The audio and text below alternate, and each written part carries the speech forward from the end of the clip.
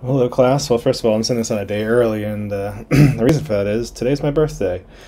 And I figured, what the heck? Why not celebrate it more by doing more chemistry? It's a topic that I love, and I unfortunately have to work today, and might as well make the most of it while I'm here. But I wanted to, since it's my birthday, I wanted to gear away from current events and talk about a happy topic. And I harvest these different articles, much like my animal pictures that I send out, and this one is, you can see it's dated in February 20th. So it is a little bit in the past, a little bit more than a month.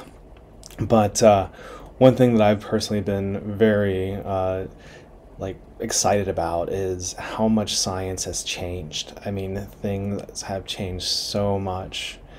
I got my PhD in 2005, and now it's just so different the way that we do research, and different types of research. And one of them is AI and machine learning. Although this article claims it's AI, I would say in my opinion, it's more machine learning. But either way, integration of computers with research, especially in drug discovery, has changed.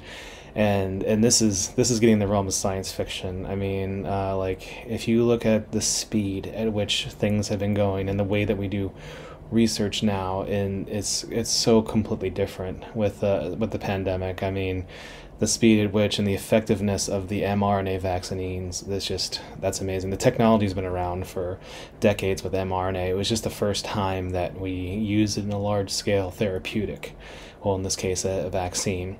And of course, oral drugs have been here for a while, and we did have the remdesivir drug that you could treat with infusion for COVID-19, and now we have the oral pills, which are amazing. There's the one from Merck, of course, and Pfizer. Pfizer one seems to work better. Merck itself, though, is a breakthrough. It's a medical breakthrough. There are some dangers with it, and it doesn't seem to work as well as Pfizer's. Pfizer's drug is actually a cocktail of two drugs, and one of them drugs is an HIV drug. The other one is a COVID-specific drug. So the Merck drug, going back to that, it's a medical breakthrough because it's a broad-spectrum antiviral, and that's amazing. That's really amazing that we have a broad-spectrum antiviral, kind of like antibiotics. Antibiotics, you have broad-spectrum antibiotics, but it's very rare to have a broad-spectrum antiviral. So this antiviral that Pfizer has is a narrow spectrum. But what's interesting about it is included in the development was machine learning, or I guess what ACS here is calling, American Chemical Society is calling artificial intelligence.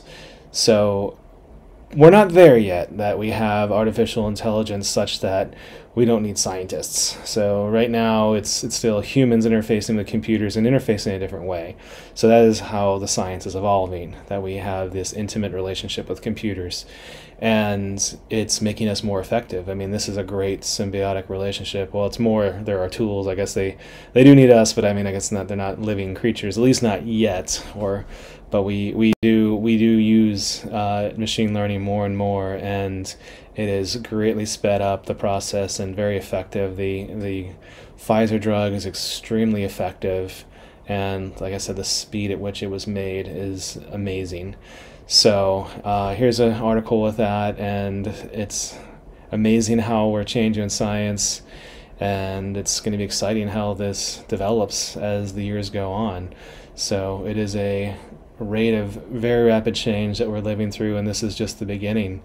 So when I was in grad school, my advisor, he's over 80 years old now. I'm not exactly sure how old he is. He's up in years, and he was telling me a story, or telling us, our group mates, a story about that when computers came in, they digitized data collection, that it was just such a huge switch, and that thing, it was shocking for some people, because people were so proud of how they could get such good precision, and then you had a computer that could do it like better than they could and faster every time.